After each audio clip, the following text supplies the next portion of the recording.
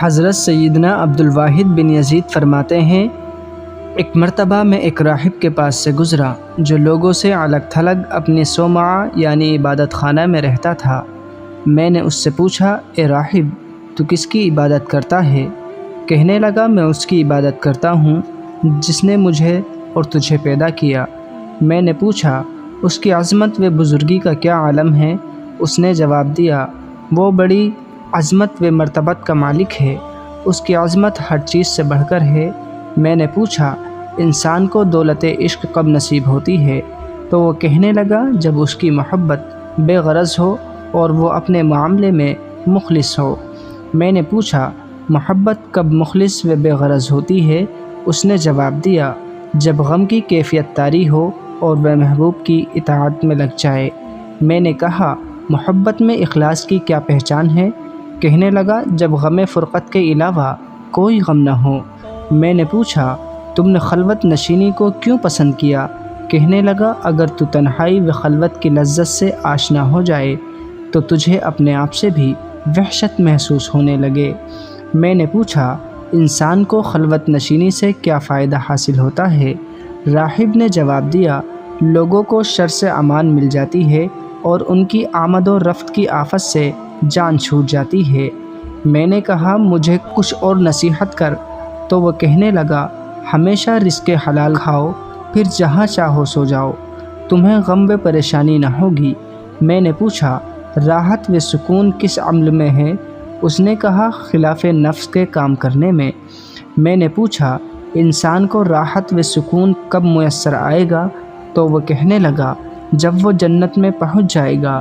میں نے پوچھا، اے راہب، تو نے دنیا سے تعلق توڑ کر صومعہ یعنی عبادت خانہ کو کیوں اختیار کر لیا؟ کہنے لگا، جو شخص زمین پر چلتا ہے وہ اوندھے منہ گر جاتا ہے اور دنیا داروں کو ہر وقت چوروں کا خوف رہتا ہے۔ بس میں نے دنیا داروں سے تعلق ختم کر لیا اور دنیا کے فتنے و فساد سے محفوظ رہنے کے لیے اپنے آپ کو اس ذات کے سپرد کر دیا جس کی بادشاہی زمین و آسمان میں ہے۔ دنیا دار لوگ عقل کے چور ہیں، بس مجھے خوف ہوا کہ یہ میری عقل چرا لیں گے، اور حقیقی بات یہی ہے کہ جب انسان اپنے دل کے تمام خواہشاتیں نفسانیہ اور برائیوں سے پاک کر لیتا ہے تو اس کے لیے زمین تنگ ہو جاتی ہے، یعنی اسے دنیا قید خانہ معلوم ہوتی ہے۔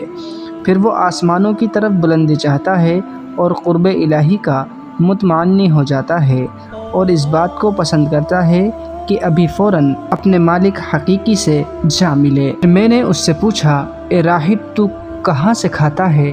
کہنے لگا، میں ایسی کھیتی سے اپنا رزق حاصل کرتا ہوں جسے میں نے کاشت نہیں کیا، بلکہ اسے تو اس ذات نے پیدا فرمایا ہے جس نے یہ چکی یعنی کہ داڑیں میرے منہ میں نصب کی، میں اسی کا دیا ہوا رزق کھاتا ہوں۔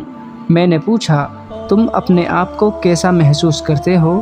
کہنے لگا، اس مسافر کا کیا حال ہوگا جو بہت دشوار گزار سفر کے لیے بغیر زادے راہ کے روانہ ہوا ہو، اور اس شخص کا کیا حال ہوگا جو اندھیری اور وحشتناک قبر میں اکیلا رہے گا، وہاں کوئی غم خوار و مونس نہ ہوگا، پھر اس کا سامنا اس عظیم و قہار ذات سے ہوگا جو احکم الحاکمین ہیں، جس کی بادشاہی تمام جہانوں میں ہے۔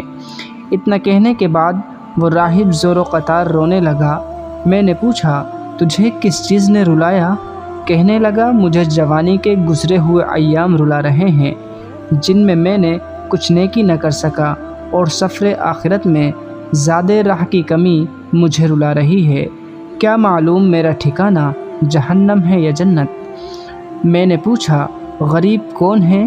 کہنے لگا، غریب اور قابل رحم وہ شخص نہیں جو روزی کے لیے شہر بہ شہر پھرے، بلکہ غریب اور قابل رحم تو وہ شخص ہے جو نیک ہو اور فاسقوں میں پھنس جائے۔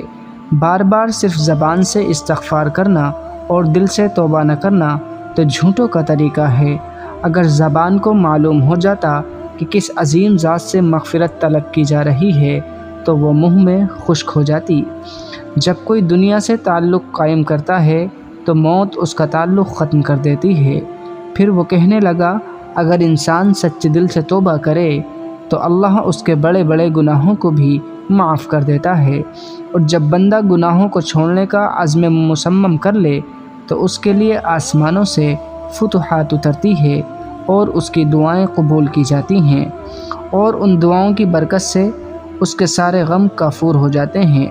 راہب کی حکمت بھری باتیں سن کر میں نے اس سے کہا، میں تمہارے ساتھ رہنا چاہتا ہوں، کیا تم اس بات کو پسند کرو گے؟